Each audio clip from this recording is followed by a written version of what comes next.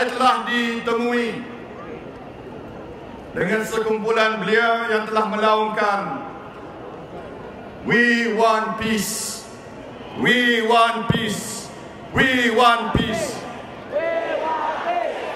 we want peace, we want peace, we want peace."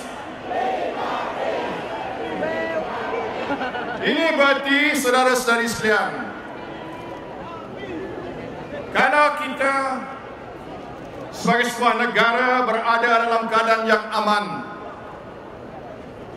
maka segala-gala boleh menjadi kenyataan, memungkinkan kita bukan saja mengadakan perhimpunan kita pada hari ini, tetapi memungkinkan juga kita untuk menentukan masa depan negara kita yang jauh lebih baik, transformasi negara kita menjadi realiti dan kenyataan.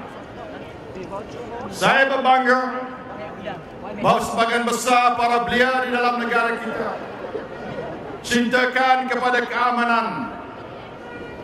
Mereka tidak mau kepada perbalahan. Mereka tidak mau kepada rusuhan.